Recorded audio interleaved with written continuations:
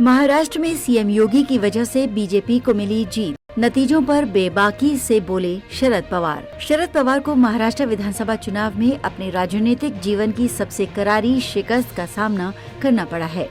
उनके नेतृत्व वाली एनसीपी को 288 सदस्यीय विधानसभा में केवल 10 सीटें मिली, जबकि अजित पवार के नेतृत्व वाली एनसीपी को 41 सीटें मिली हैं। राष्ट्रवादी कांग्रेस पार्टी प्रमुख शरद पवार ने रविवार को कहा कि लाडकी बहन योजना मतदान में बड़ी संख्या में महिलाओं की भागीदारी और धार्मिक आधार पर ध्रुवीकरण ने महाराष्ट्र विधानसभा चुनाव में महायुति की जीत में भूमिका निभाई। उन्होंने कहा कि शरद पवार ने कहा कि निश्चित तौर पर उत्तर प्रदेश के मुख्यमंत्री ने जिस तरह के बयान दिए हैं उससे ध्रुवीकरण हुआ है। उन्होंने कहा कि शनिवार को घोषित चुनाव परिणाम उम्मीद के मुताबिक नहीं रहे, लेकिन वो पार्टी को फिर से मजबूत करेंगे।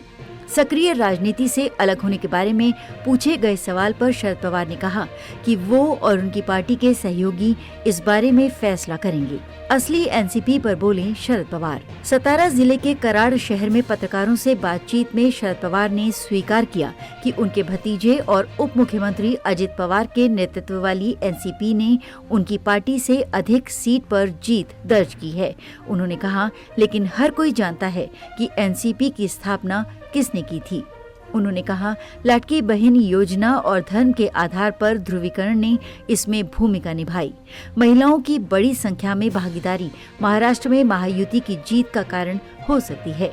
हम हार के कारणों पर विचार विमर्श करेंगे और आवश्यक कदम उठाएंगे। नई ऊर्जा के साथ लोगों के बीच जाएंगे। शरद पवार ने कहा कि एनसीपी नए नेतृत्व की नई ऊर्जा के साथ लोगों के बीच जाएगी। ईवीएम पर पूछे गए सवाल के जवाब में पवार ने कहा कि वो इसके बारे में तभी बोलेंगे जब उनके पास आधिकारिक आंकड़े होंगे। एक दिन पहले शिवसेना नेता संजय राउत ने महायुति के पक्ष में आए बड़े जनादेश के पीछे गड़बड़ी का संदेश जताया था। शरद पवार को महाराष्ट्र विधानसभा चुनाव में अपने राजनीतिक जीवन की सबसे करारी शिकस्त का सामना करना पड़ा है।